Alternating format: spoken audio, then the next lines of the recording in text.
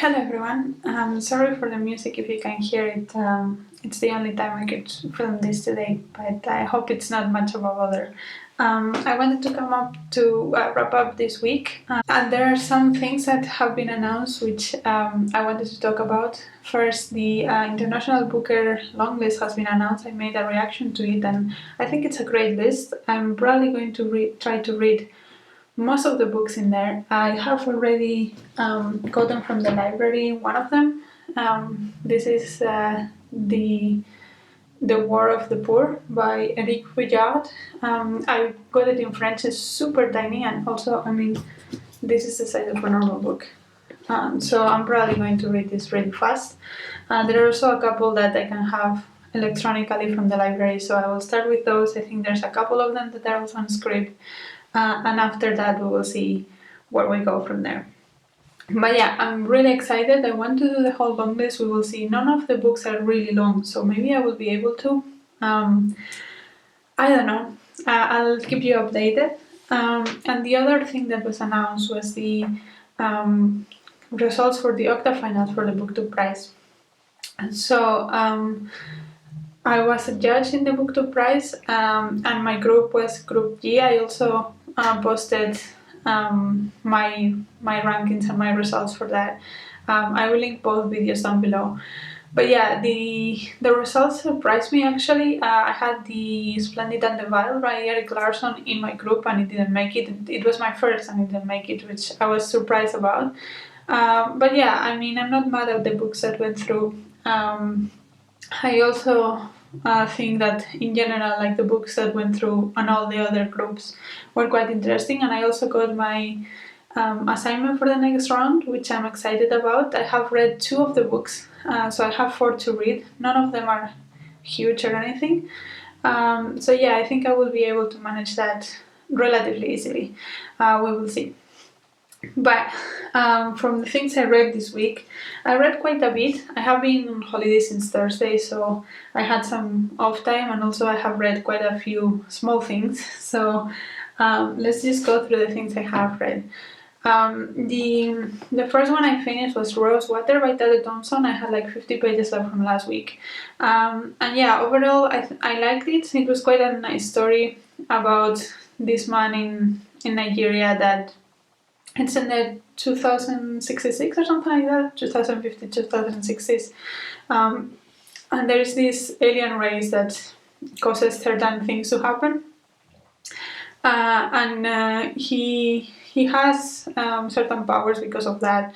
And we see his evolution and the work that he does because of these abilities that he has. And I found it interesting in a way. He's a typical anti-hero, and the alien species are quite interesting. I also found interesting that it was quite close to our time. It's in 30-40 years from now. The structure was a bit distracting. It goes back and forth all of the time, and it took me half of the book to know what's going on. But yeah, I enjoyed it, but I also recognize that it's full of tropes. So yeah, it was okay for me. The other one that I had left over from last week was The Wither of the Crow by Ngugi. I finally finished this with the read-along I was organizing.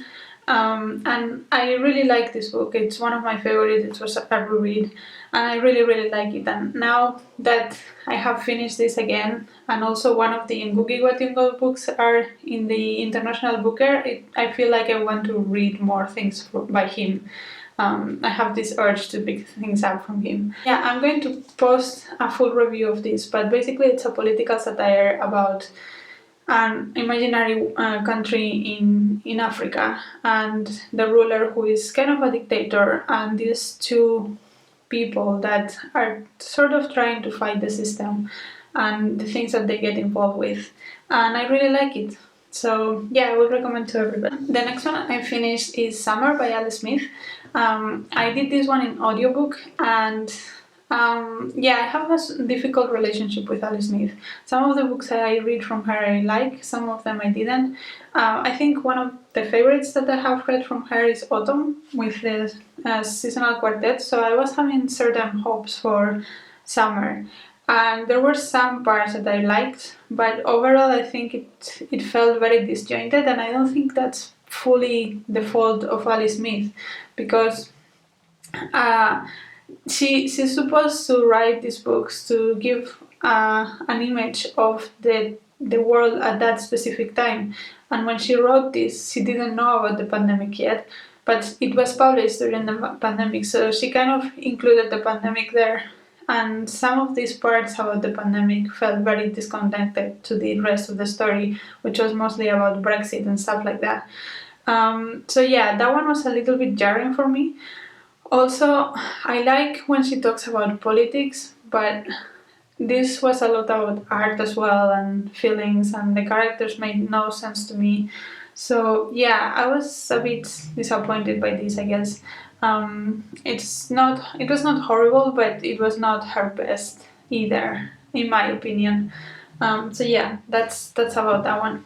And the next one I finished is The Pickup by Nadine Gordimer, and this is about a couple in South Africa, and she's white and he's black, and he's like a mechanic, and then we see that relationship develop because she's married, and yeah, like the whole black-white relationship was not really a good idea, and there is babies involved, and yeah, it's an interesting one. I think for me he didn't have so much of an impact just because um, it's told in third person, and we always are kept in a distance from the characters, so I felt like it was not grabbing my attention because I couldn't connect with any of the people in the book.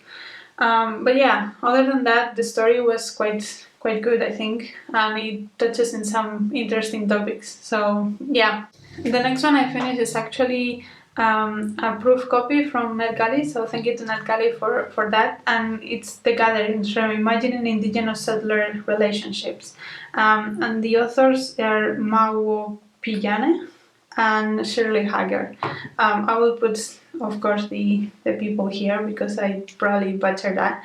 But this one I was excited about because it sounded like it sounded quite interesting, exploring Native American culture. But actually, what it is a collection of people that were gathered in meetings in the 90s, I think, to talk about their cultures and connect between non-natives and native people in the US and Canada.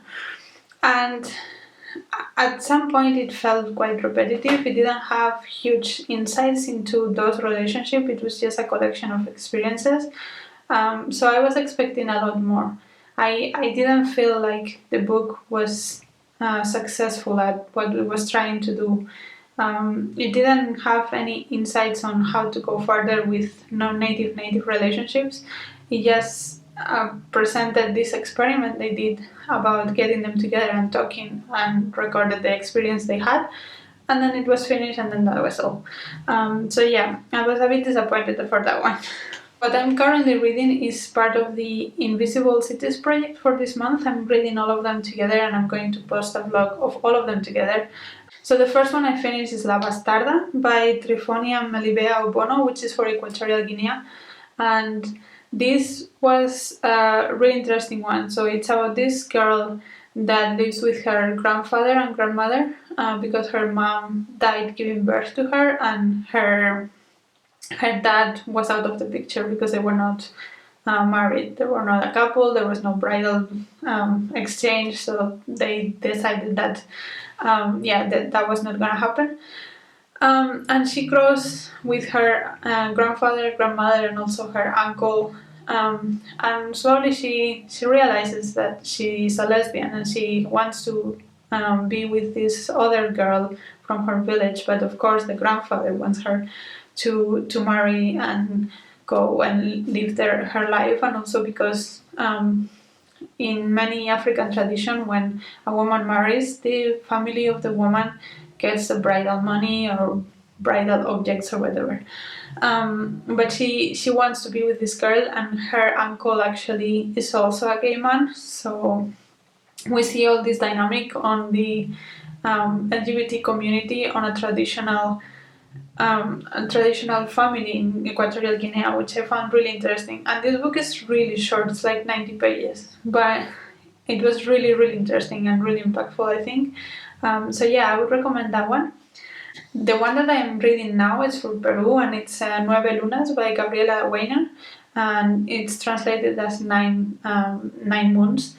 And this one is also really interesting. So it's a memoir from Gabriela Weiner from when she was pregnant. It's like organized in 9 chapters, and each of them is about a month on the pregnancy of her child. So it is especially interesting because her child will be a non-binary trans person at some point, and she talks about that experience, but also about the fact that when she had this child, she was in a committed relationship, but eventually it evolved into a polyamoric relationship. So she also talks about that. She talks about her childhood in Peru. She talks about her move to Spain because she lives in Spain now. She talks about the different relationships she had when she was young and several abortions she went through, and all organized on like these different phases of her pregnancy. And she talks about, at the beginning of each chapter, she talks about how the fetus looks like, how her body feels, and that's it's a very interesting way to tell a story, and I'm really enjoying it. And I'm about halfway through. I don't know if I will finish today or tomorrow, but I'm really enjoying that one. And when I'm finished that one, I will continue with my last book for this month's Invisible Cities project, which is The Mountains Sing for Vietnam. And then other things that I want to do. I was supposed to start the Barack Obama's memoir, A Promised Land, this week, but I haven't, just been busy and tired as well, chilling in my holidays, so I haven't started that yet, and I want to start it next week. And the other thing that I want to get out of the way is also my reread for this month, which is Persepolis by Marjane Satrapi, which is a graphic novel. I love the art, it's like black and white, and it's like very, very interesting. So yeah, I will be reading that one as well next week. Probably will not take me very long. And then the other thing that I also wanted to read is The Treasure, which is actually in Project Gutenberg, and we're reading that for the Booker Boy Book Club this month, and it's also like 50 pages, so I hope that doesn't take me very long. Everyone is already reading it, and they say it's really good, so I have high hopes for that. Once I finish my assigned reading or whatever, I will start with the prizes. So the Yalak prize shortlist is announced soon, and I wanted to read a couple of those books before it is announced. And also, I mean, I'll probably read this one because it's super tiny, and also maybe some of the other books in the International Booker long list. We will see. I'll let you know next week. I hope you enjoyed this video. Let me know if you have read any of these, what you thought about them, what are your plans for next week, and book prices. Are you also doing some of those? Let me know in the comments, and until next video, bye!